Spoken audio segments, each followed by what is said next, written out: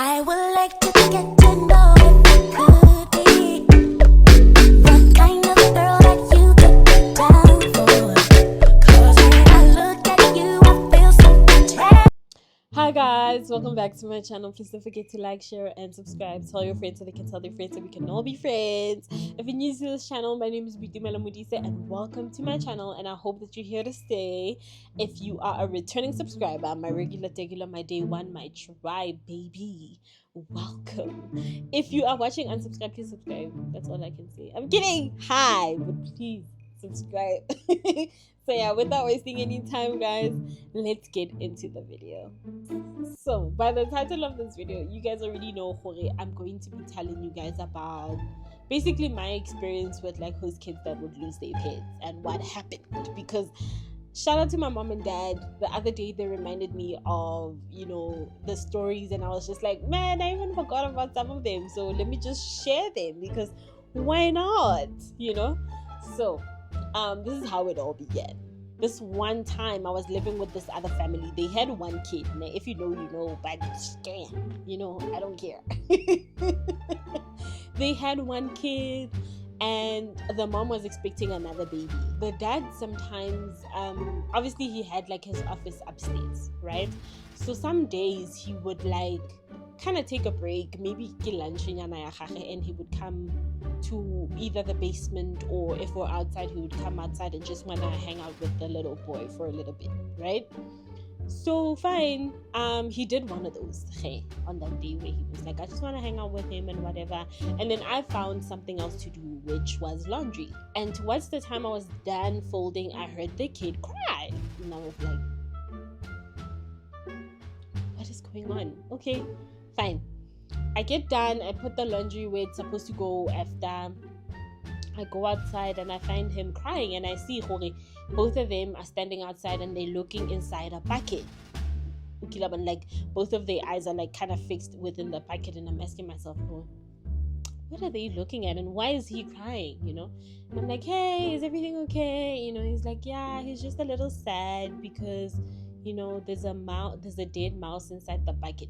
So if you know, not dead or alive, I don't like mice and rats and hamsters and all of that jazz. I don't like it. I just don't like it, right? So if I could get into rematch because of a cat, trust me, I'll get into rematch because of a mouse or a rat or a hamster. You get me? God forbid, but I can't stand any of those ninjas. Okay, I can't. So fine, sharp. Hey, okay, he's like crying. He's like, dude, it's as if he's crying over his pet. It's a big wild rat, literally. So the dad heads up and goes inside the house, comes back outside, and guess what, guys? He comes back outside with a Tupperware.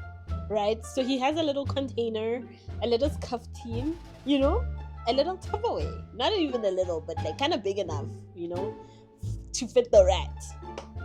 But I didn't know where he was going with this at that time. So he comes with the Tupperware. He gives me the lid. He's like, oh, please hold the lid. Fine, I hold the lid. He takes one of his garden tools.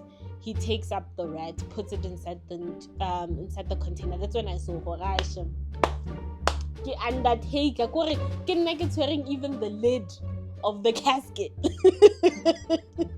or the lid of the coffin. I was like, guys, literally I felt like, wow, I'm an Undertaker. Like, I have a funeral parlor at this point. Like, you know what I mean?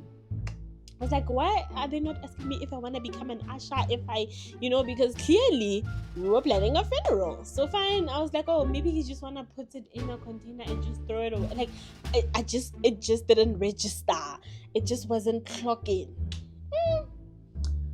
Hi, then this guy, he's like, okay, so obviously I follow him because he's leaving and the kid is following him. So I'm just like, okay, I might as well follow. And we get to this place. Mind you, that place he used to say, this is the place that reminds him of his father, because he did like a little garden over there. So to me, it felt like a little, should I even call it an altar? But it's like a little altar where he just goes there, stands there and to his father or something like that. But yeah, ne?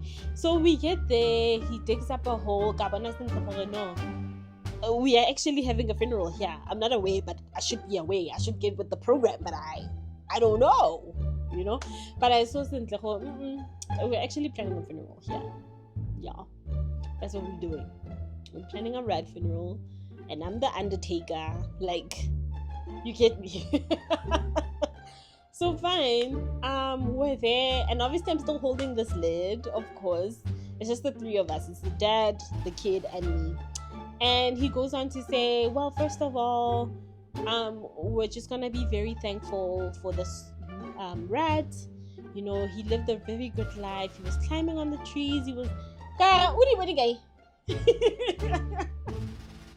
When did you see it climbing on the tree, my guy? But anyway, it ain't my business. I'm just here. I'm just, I guess, supporting here, you know, this whole situation. I don't know. Like, I don't even know. I just got into this whole thing. So finally he's like, oh, we're very thankful for the rat, that it lived its own life and whatever. And I'm just looking at him like it was basically giving a funeral. It was basically giving, we're gonna say our speeches, we're gonna read reads, it was giving funeral. It was giving, this is a whole entire funeral for this precious little thing. So fine, once he's done with his whole entire speech, looks at the kid and he's like, do you have anything to say? You know? And kid says, we're thankful for the life that the rat lived. But he doesn't leave it there. He's like, the rat loved a song, so I want to sing a song. The dad is like, go ahead, my boy, go ahead.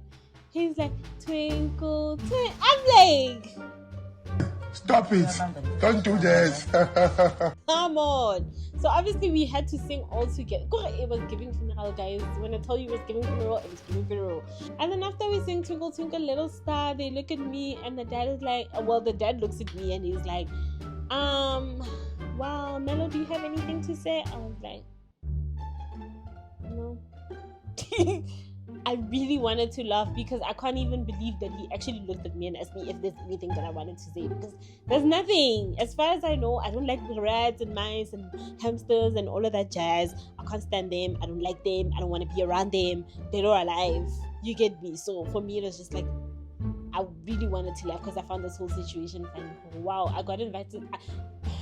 I came to a funeral, not even got invited. I came to a funeral and excited planning for today, but okay, it is what it is. And then after, when I was like, no, I don't have anything to say, he took the lid and then closed it up and then closed, you know. And later on, the kid was asking, can we go check up on the rat? Maybe it's alive now. And we're like, you know, trying to kind of explain to him, oh no, when things are, you know, dead, they don't wake up and whatever. But yeah, that was the first part.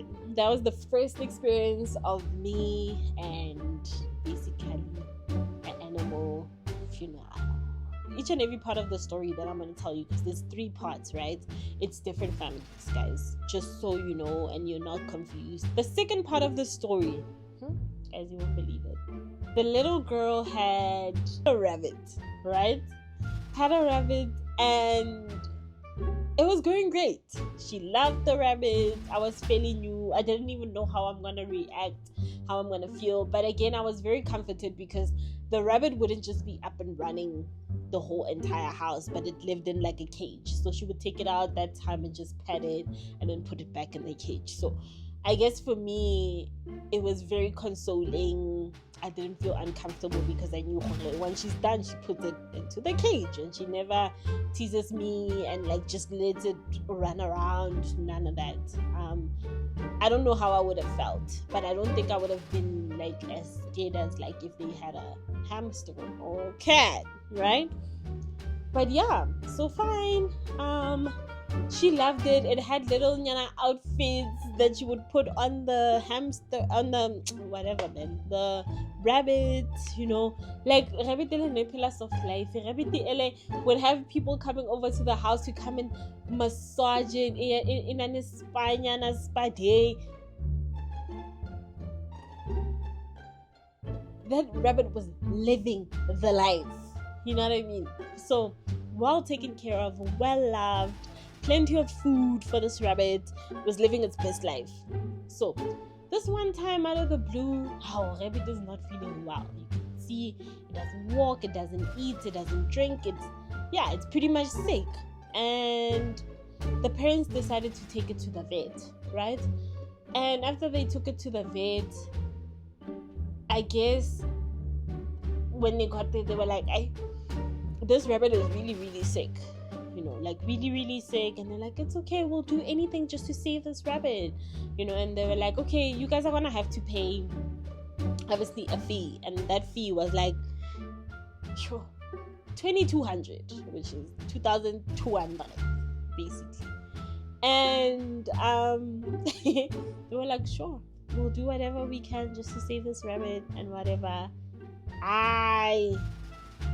Danny was like, I'm out. And they just didn't know what to do now, because they tried to save this rabbit. They took out a certain amount of money, and this rabbit is gone. And this kid is obviously gonna want the rabbit, because she's gonna want the rabbit. And they decided, oh my gosh, at this point, I think we're gonna have to just replace it. Of which that is something that I all along was just like, hey bruh, just get a new one, because at this point, but I get it. For some people, like, the pet, they really mean a lot. Maybe now I'm like this because I really didn't grow up around pets, so that's why I'm not as empathetic as other people. But trust me, Shem, I feel it. It's grief is grief, guys. So fine, they decided to get a rabbit, a new one, same color, right? And the little girl noticed, just like, this is not my rabbit. But this is your rabbit. Hey, Kiri, this is not my rabbit. It's not acting like my rabbit. It's not my rabbit. But then whose rabbit is it? Because this is the same one. But no, we just took it to the doctor. Maybe it's just feeling a little bit more better and whatever. Tried to kind of reason with her, just to get her very convinced. She felt for her. But sadly enough, the rabbit didn't make it too long. And then Leon maybe not that whole thing. Well, it's gone, But I just feel like they just should have been honest. Honestly, maybe they could have said, okay, no, the rabbit is gone, but we'll get you a new one, instead of trying to replace it, because the little girl can see and tell her that this is not my rabbit, But yeah, so the third part of the story time is basically this other family. They had a dog. So they mentioned that the dog has been in their lives for from since the time they started dating. Basically, they've had this dog, and that dog, from the time he saw me, he really liked me, and I would give him food. I would share some of my food with him, because one thing about that family, they also didn't like seasoning stuff, so I just felt, let me just give this dog this food, because I don't like things that are unseasoned. Like, I can't, so I would give the dog, and he would eat, and he would love me. There were times where he would literally sleep by my door. Like, when I open the door, he's literally there, and I'm pretty sure if I was the type to kind of sleep with my door open, he would sleep in my room or whatever. But he really loved sleeping outside my door. Every time he would see me, he's just around me. He just wants to be around me. So I didn't grow up around pets, so for me it was just like, this is too much, stay away from me. Some days I'd give him some love, but some days I'll just be like, leave me alone. So fine, that dog really loved me. And I remember even telling the host mom that, oh my gosh, this dog loves me, he always does this and that. And she's just like, yeah, it's just that I don't give him time, but yeah, he loves me too, these are some of the stuff he would do to me, because I'm his mommy. And I was just like, girl. I guess we just did it. For her, it was just like, that is my dog, that is my dog, but yeah, so fine, the dog, these people really taught this dog, just to eat like human food, because every time you would pour like dog food, he would just look at it, smell it, and then just ignore it. He would not eat. He would starve himself the whole day till the time we had to eat, which was around 6. So Nahana the whole day. And then obviously just wait on like if somebody drops something, or like they decide to give him the food, or they put a plate down and then he licks the whole entire thing clean, like, so so he was forever hungry.